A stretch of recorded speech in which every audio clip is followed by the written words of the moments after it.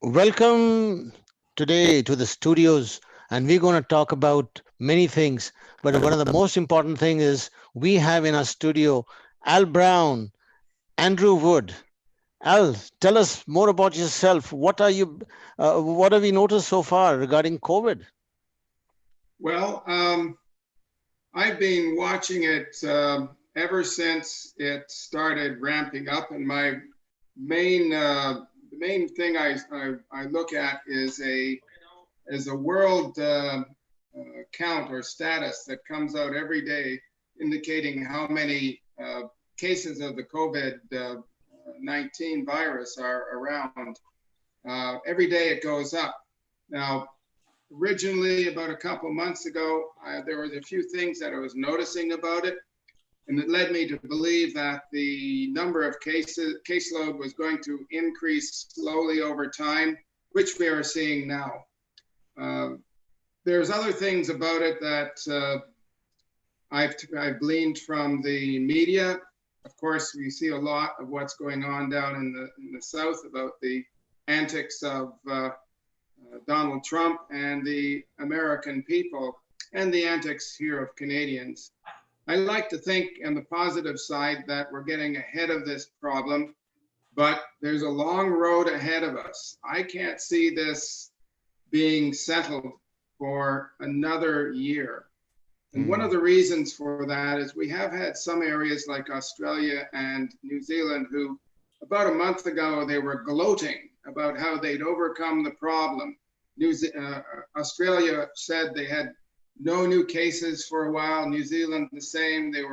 Everybody was touting their success, but recently Australia has had to lock down some states, and I think the city or metropolitan area of Melbourne, because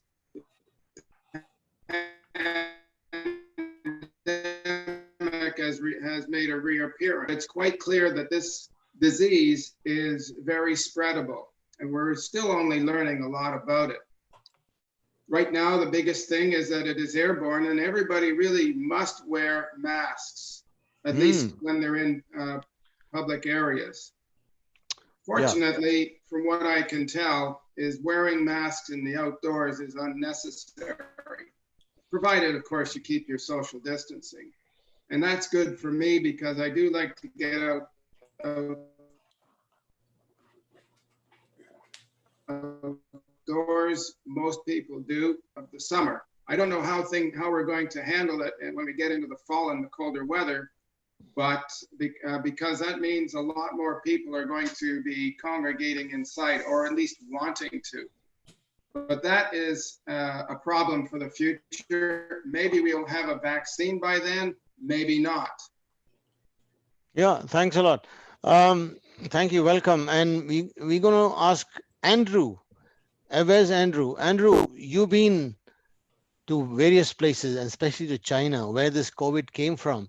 So, what is your opinion? How did it come about there, and how the China U.S. relation, Canadian relation are going Well, on? I cannot explain to you how it came about by any means, but I certainly don't believe conspiracy theories. There's no reason right now to concede, to any of these conspiracy theories that people love so much. You know what?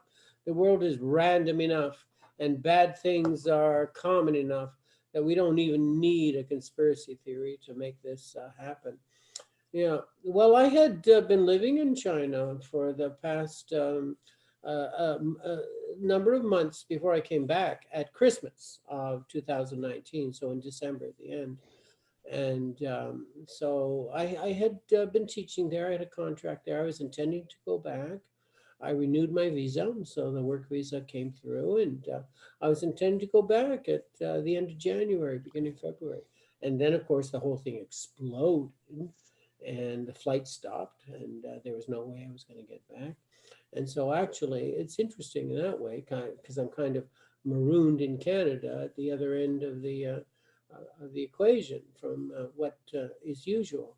But I'll tell you, COVID-19, we've been locked down for so many months now. For me, it's been a revelation. My profession is a teacher, it's been transformed in the past number of months working online the way I am. And actually, I've developed my capabilities in that way, and I enjoy teaching online. For me, professionally and personally, I've got to say that the whole thing about this world pandemic has had a positive edge to it. So I'm learning and I'm teaching, and I'm not where I thought I would be, and my world is upside down, and all of those things are true. But I'll tell you, it's an adventure. I don't know where it's going. I don't know where I'm going with it, but we'll see, won't we? Yeah, we'll see. Yeah, Time will tell. But there we are. I'm riding it out right now, and that's what I'm doing. And hopefully, of course, there'll be light at the end of the tunnel. yeah. All the success and everything around the world is changing with the way of things are changing because of COVID. And we don't know where it's going to end up. And I don't know. I mean, I just want to break this up. I want to tell you guys a joke. Would you like to hear a joke? Yeah. Yeah. Go ahead. See, it's something to do with COVID. How are we talking about? It's something to do with integrity. Once upon a time, what happened did happen, or you wouldn't be hearing this story. A merchant on a casual jaunt through a market came across a fine specimen of a camel for sale. The merchant and the camel seller, both skilled negotiators, struck a hard bargain. I bet they did. The camel seller, pleased with the skill of worming out what he felt was a very good price, parted with his camel, and the merchant, chuffed that he had struck a fantastic bargain, proudly walked home with the latest addition to his large livestock. On arriving home, the merchant called to his servant to come and help him take out the camel's saddle. The unwieldy, heavily padded saddle became too difficult for the servant to manage on his own. Hidden under the saddle, the servant found a small velvet pouch, which was opening, which on opening he discovered to be filled with precious jewels. The servant was overexcited. Master, you bought a camel, but see what you came free along with it. The merchant was astonished as he looked at the jewels in his servant's palm.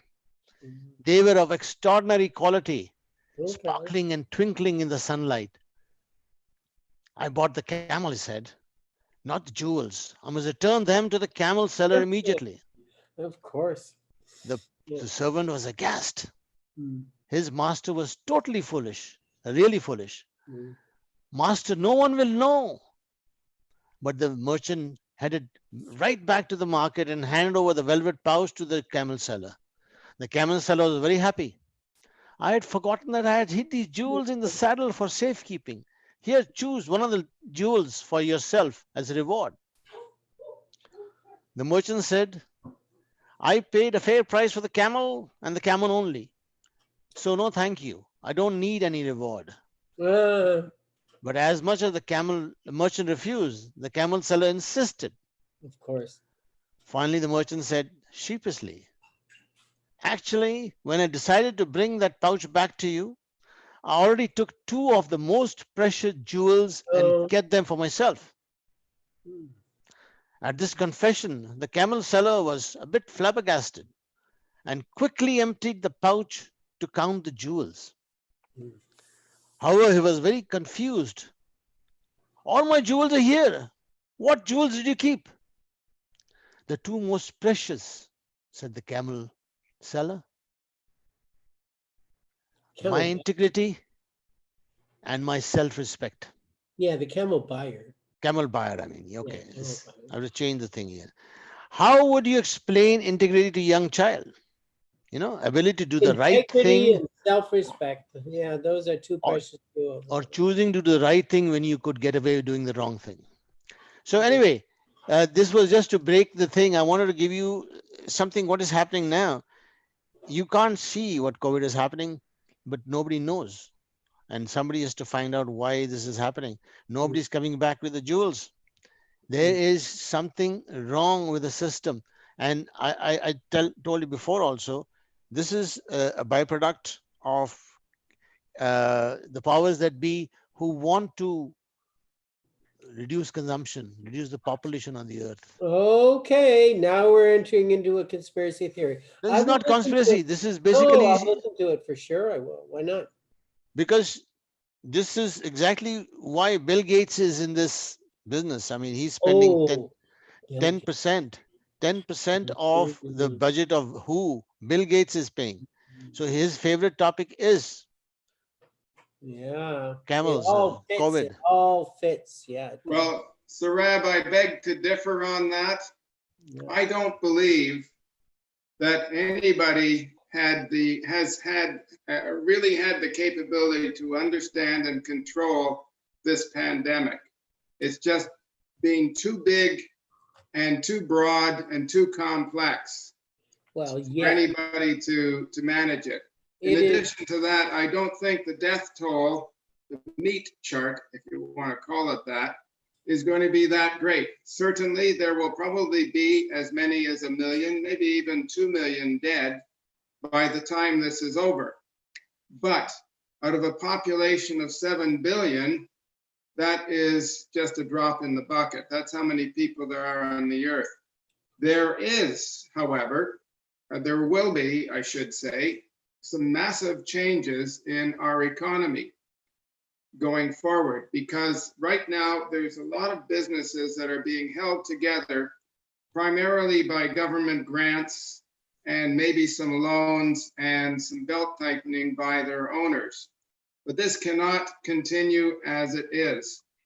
If we are to live with this pandemic for a year, then hotels cannot, restaurants cannot have full tables of people. Airlines cannot fly full. There's so many things that we can't do. We can't shoehorn people into office spaces anymore. Now, what this is doing is it's triggering a lot of people to work from home. And it is changing a lot of people's buying habits. I mean, if you don't have any money right now to spend on frivolous things, certainly you're going to change your consumption patterns. And if those patterns remain in place for the rest of this year, it's likely that some of them will be permanent.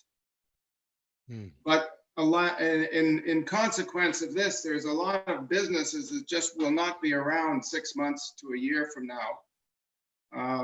There's a number of prominent companies have been in the news recently as going for bankruptcy protection. Brooks Brothers Clothiers, an upscale site for men in New York, has filed for bankruptcy protection. That's only one that I can think of. There's a number of others. Their names don't come to my mind at the moment. But this is what is happening. It's changing people's behaviors. Another thing that is happening, there were so many people traveling overseas on aircraft, visiting tourist destinations like the Caribbean, Europe, South America, all over the place. Now, these places relied very heavily on tourism. I recall seeing an article that said the island of Trinidad had 10% of its GDP was based on tourism. You take that out of the economy, and tourism is actually also a major employer. You're going to have devastation in those countries as far as their economy is concerned. Travel of the sort that we've known in the past may never come back, which is to me going to be a big problem. Because my habit in the past was to travel to some exotic location. Oh, you've been to New Zealand many times, right? Sorry? You've been to New Zealand? New Zealand? I've been in New Zealand, Chile, Peru twice. This winter I was in Europe, Mexico, Colombia. Yeah. Yes, Andrew. Yeah, well, I'm just thinking, Al, you're saying it'll never come back. Well, never is a big, long word. I would never use that word, never. So, but the point is, it may take a while to rebound, and there's a lot of suffering between here and now. Well, that's true, but there are other things that are transitioning through here, which are going on at the same time, and that is the need to fight climate change. In another 2 or 3 years, we're all probably going to, a lot of us are going to be driving electric cars, and probably in 10 years, we're going to have electric cars. And people are Yeah. starting talking about electric or zero emission ships and also aircraft. Aircraft are one of the most polluting devices that we have, simply because it takes a lot of energy, a lot of carbon dioxide to move us across this planet. So Okay, what I I want can, to, before I forget, I want to come up here. I'm talking about consumers, you're talking about travel, all the businesses which are affected is based on not having consumers, right? that's right. So the typical part is the consumer. And how to get consumer away? How tell you don't buy anything? You can't tell them that. You have to create an atmosphere where they don't buy anything. Now, as you say, travel, consumption. Now, I was talking to people in Thailand. My friend is stuck there because there's no flights. He's actually Yeah, lives in Dubai, and he says in Thailand, I think their economy is very much reliant, but 20-30% on tourism. And really. there are only two communities which are basically they're relying on Indians and the Chinese. They are the Right. basic, the biggest group of people visiting that place. Indians can't go there now because there's no flights, and they Yeah, don't want, for some reason, Chinese, right? They don't want Chinese because they think Chinese are responsible for it. But this is the mindset they have to change. We can't do anything about this. This is what I'm saying is happening. So, if all what you said about the business is going down because there are no consumers, so do you think what I said before, that the powers that be want to reduce consumption? If I don't want the store to go, I'll say, okay, ban this store, Yeah. don't even buy anything. And then what's Who, going to happen? who are What's these powers that be, though, Sarab? Who are those powers that be? There's no powers that be.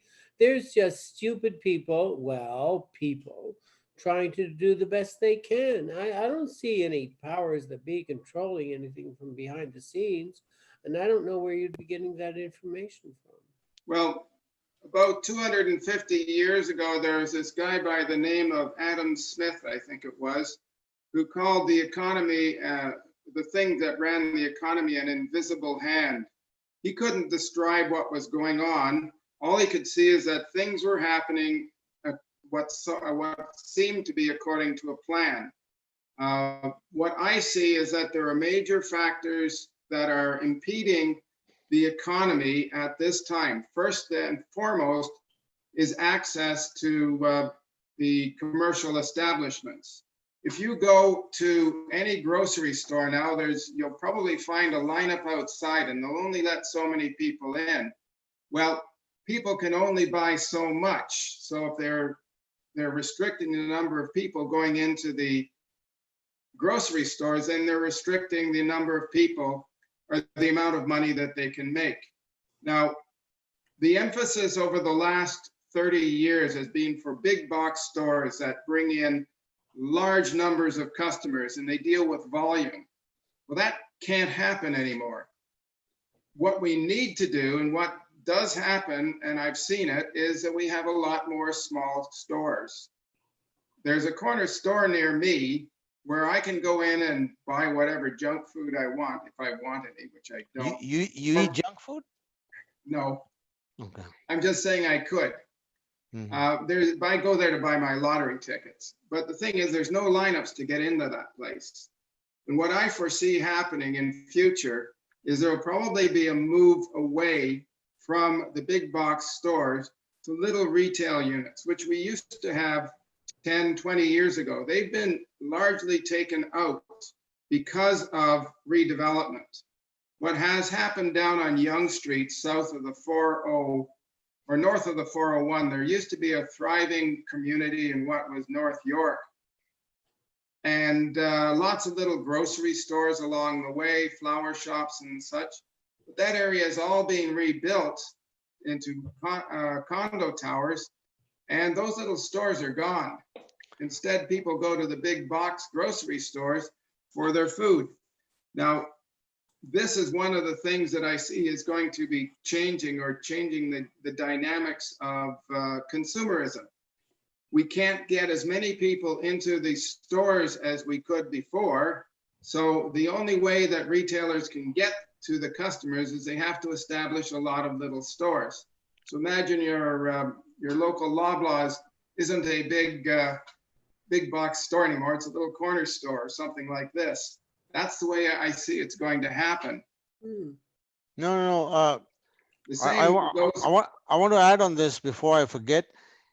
Somebody is staying here in Toronto and looking after their son's grocery in Atlanta, Georgia, by internet.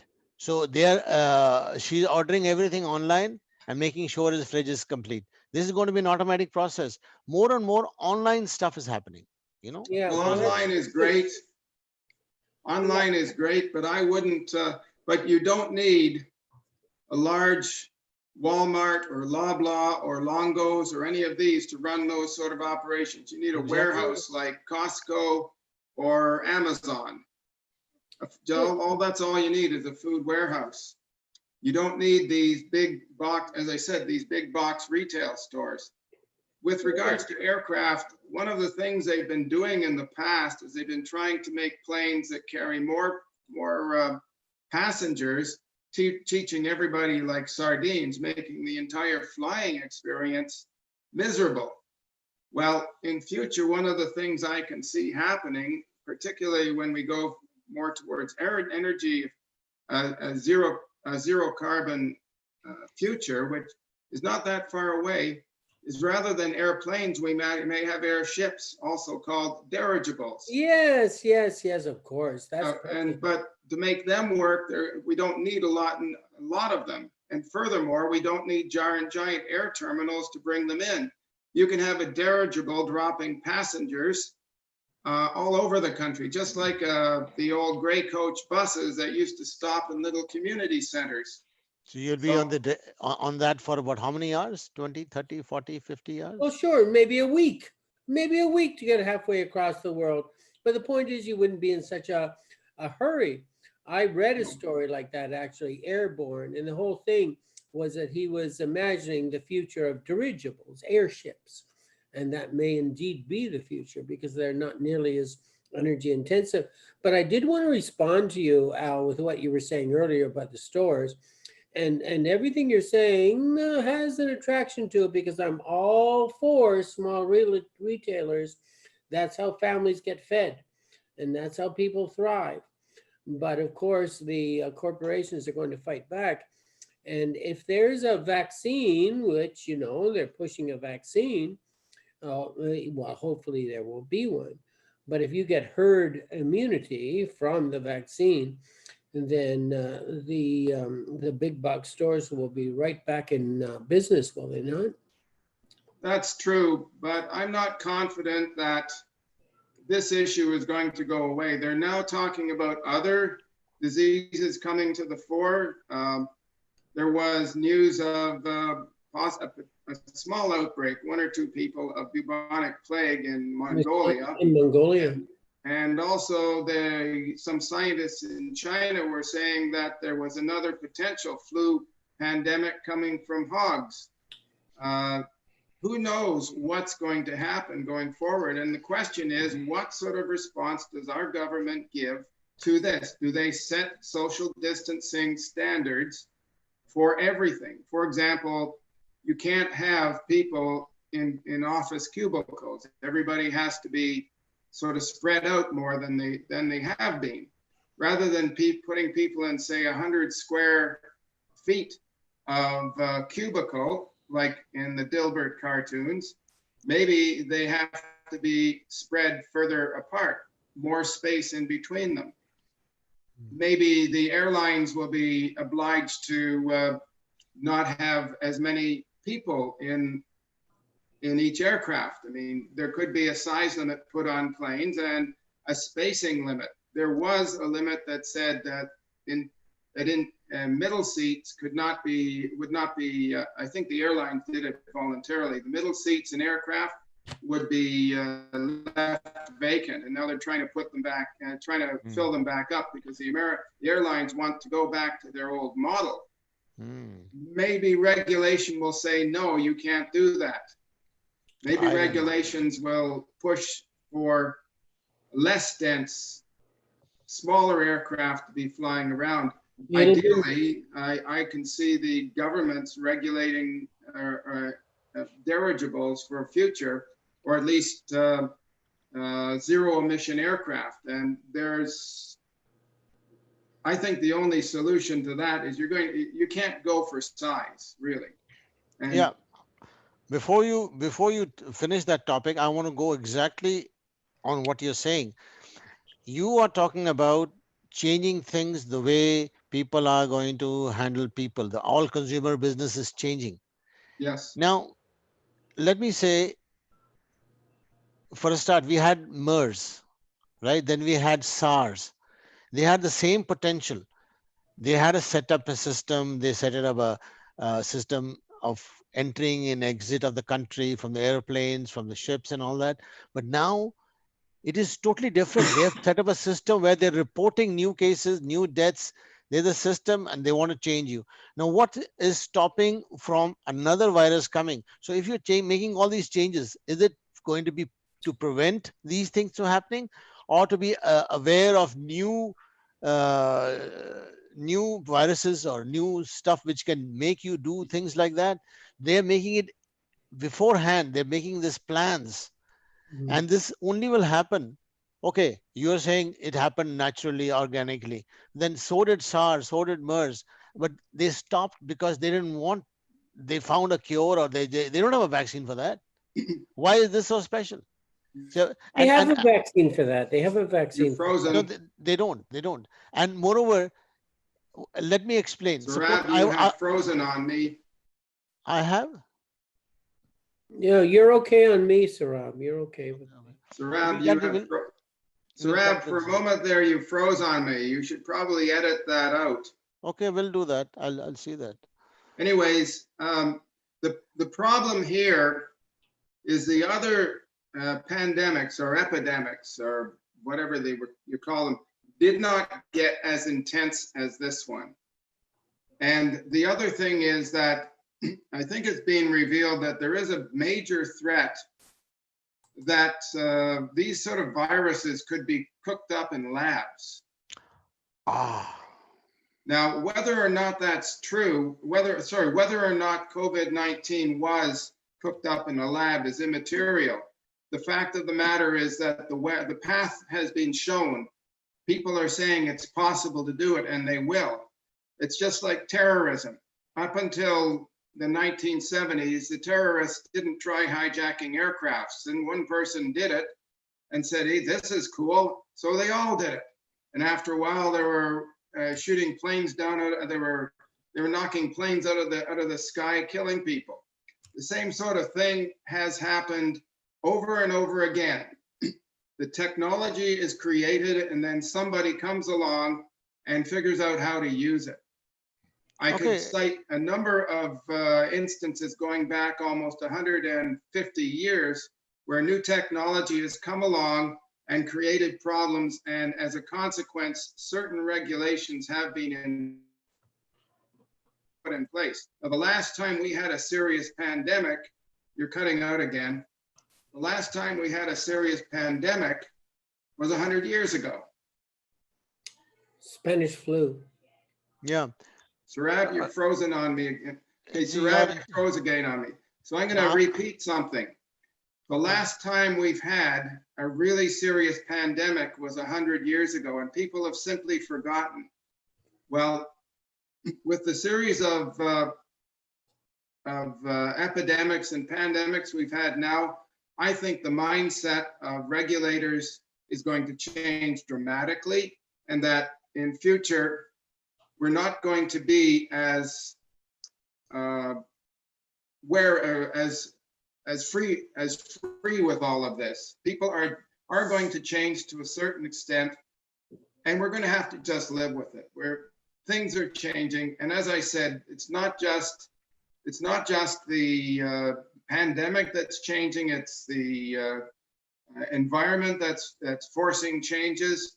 There are so many things going on, and in a way, you might say that this pandemic, COVID 2020, was the opening salvo of a decade of change. Okay. Before we go elsewhere, I want to make 2 points. I want to say this whole society is becoming more like what they expect in 1984. Yes. The book. This is when you say who is doing it. I don't know who is doing that. This is the same person doing it here. And moreover, another very spiritual guy, he said, we have lived through these years with very simple life, stuck in home, can't go out. You have given away the ambiances of life, the benefits of life, but life is very simple. It's the ambience which is missing, and they want to change that. And No, and Who's with the all they though? Who's the they? There is no they, Sarab. That's the problem, Sarab. You stuck about they. Who are, okay, 1984, who was they? Who was well, doing mind they is control? the fascist government. You have a The same fascist. here. This is the same thing. This Mhm. is not the fascist government, but this is the government who wants to control people. There is no they pulling the levers. It's all random. That's the you know what? It's all random. It's everybody is reacting to what's in front of them. Some people are reacting well, and there are countries and governments who are doing a good job at trying to contain it. But there are so many other cases where people are not reacting well. And it needs to be said, we need to be honest. Obviously, the US is a basket case with this. And the epidemic, the COVID-19, has totally exposed their society for what it is, a plutocracy where the people high up in the government care not a thing for the welfare of the common people. And of course, that's a sick society. We know that is. But the point is that it's being proven day by day and case by case with those mounting thousands and millions of COVID-19 cases in the US. But you know what? That's the worst case scenario. But of course, it's not easy for anyone. And everyone's going to be struggling. We're all going to be struggling until there's a vaccine. And when there's a vaccine, if enough people get vaccinated, then we can start to take a breath and So, reevaluate. what are we going to do with all the whales and all the fish and all the animals? They're going to get affected or not?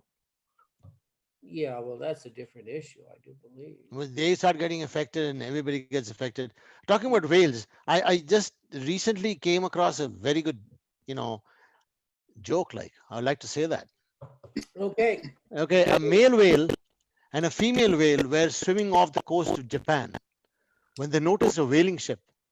The male whale recognized it as the same ship that had harpooned his father many years earlier. Oh my goodness. He said to the female whale, let's both swim under the ship and blow out of our air holes at the same time, and it should cause the ship to turn over and sink. Mm. They tried it, and sure enough, the ship turned over and quickly sank. Yay. Soon, however, the whales realized the sailors had jumped overboard and were swimming to the safety of shore. The male was enraged that they were going to get away and told the female, let's swim after them and gobble them up before they reach the shore. At this point, he realized the female was becoming reluctant to follow him. Mm.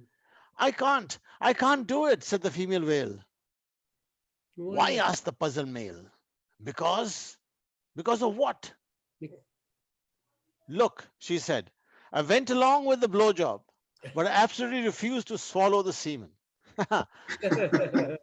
Uh, Okay, well, you know what, They were the Right. gentle whales. They are gentle whales, and here we are talking about human beings who have minds which is very very on your head, and we are creating things for us and the rest of the planet. It's Did you happening invent naturally, that unnaturally. joke, We don't Rob? know. Where did you find that joke? Or did you invent it? It actually happened on my ship. Well, look, But talking about, I wanted to talk about the piracy thing you're talking about. In Somalia, when we used to go on a ship, we didn't have much piracy. But now, and if they were Arab pirates, they would come on board, they would see how many dollars you have, they take the rings, jewelry, and go away. Nowadays, they get on board, they hijack the ship, and they hijack the people and they ask for ransom. So you're Yeah. talking about big games. Otherwise, previously, I Were used to you go to ever Swiss. hijacked, Sarab? Were you ever hijacked? I hope not. I don't No, think. I was not, but I was on a ship which was hijacked, the previous one. We were going to Singapore uh, in the Malacca Strait. We had to go Singapore to Taiwan, and every time there was incidences of the pirates coming on board the Malacca Straits. Actually, there was this from Indonesia. They were the people from Indonesia who would come alongside, go at the same speed as you, and throw a hook and come on board. And then they look for some money or whatever, and then they find something and they go away. But how to prevent that was to have your hoses rigged in such a way that the water is spilling out in a big fog behind you. Put the lights on when you're going through the. You have a lookout forward, lookout behind, and everybody's aware. So if I were a pirate, if I looked at that ship, I said, not this one, maybe the next one. It's a Okay. deterrent. We didn't have any guns or anything. We only had this water and light.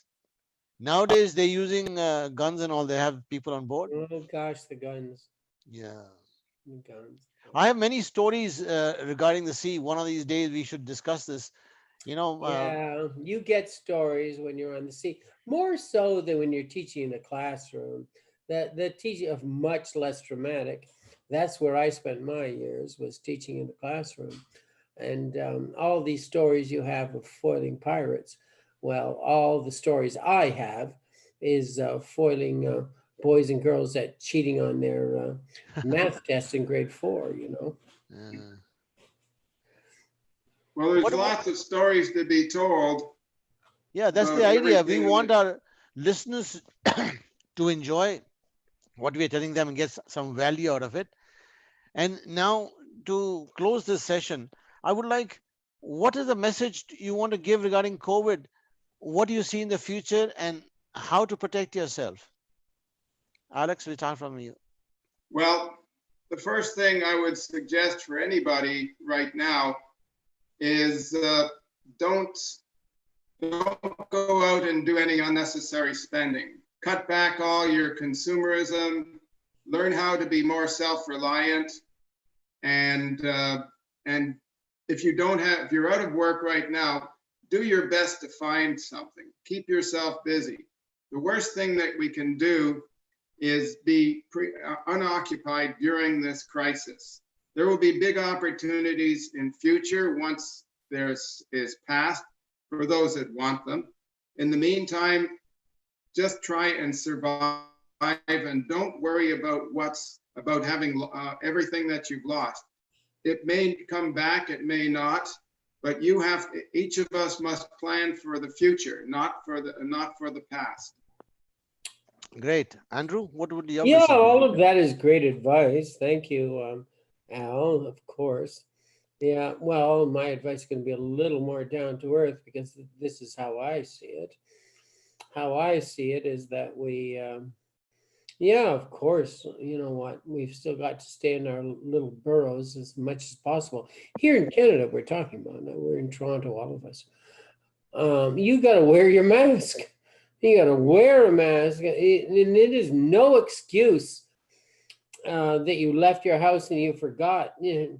Where we are right now, you owe it to the other people around you to go to those public places and go on the transit and all of those places, with your mask.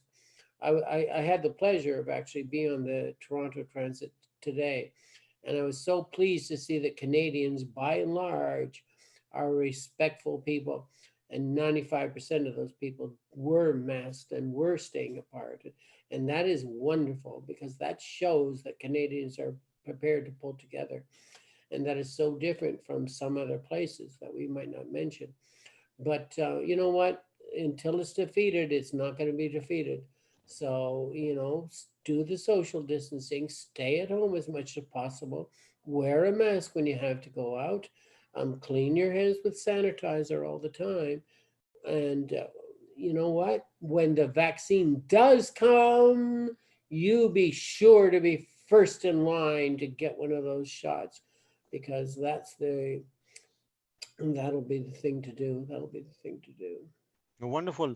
Thank you very much. You guys have said exactly what everybody should be doing. I want to add one more thing. You take this time to improve your vitality, right? You have to do that because when you get sick, suppose you get some sort of a COVID or any other sickness, if your if your vitality is low, you will contract it. If your vitality is high, you can fight it. I believe. So if you can use this time to eat right, exercise a bit, meditate, Mm, and all those things. There's more on this thing. We must increase our vitality, and we are going to talk about vitality and how to improve it in future podcasts. And that's the most important thing. What you're doing, what we have to do, you have just told them, but we also have to improve our vitality. We're going to stop mm. trying to be less, more Great idea. robust, basically. Great idea. Well, Sarab, there's much I could say on that, but I won't because we'll leave it for the next session. So Okay, this is it for tonight. okay, till we meet again, and just keep on being safe, and let's have some interesting topic for our viewers coming next week. And Sure. Andrew, tell us a Yes. little joke. Tell us a little anecdote from Chinese school. Well, okay. I mean, you're just throwing something at me, but I'll tell you what I will respond to that with is that I have been so busy during this COVID-19 with those kids that are brought to me by my school, and I appreciate it enormously. And I spend a lot of time on them, and they're doing a great job with their online classes. You know what? And so many of them are trying so hard, and I'm just thrilled right now, actually, and this is the truth, to be a teacher in these trying times with these kids who are stuck at home and their parents care and they're giving them the online classes, and I'm so happy to provide them. So there you are. That's my response. Good. So thank you very much, guys. Till next time, take care and keep meditating. Okay, Good night. you're going to turn off the recording. Yeah, Okay, hold on one second. we can we can stay online here. Mr. Brown, you are so pink. Your face, your chin, everything is so pink. There's a color problem. There's a color problem. I know. I have to look into it. I thought that it was different, but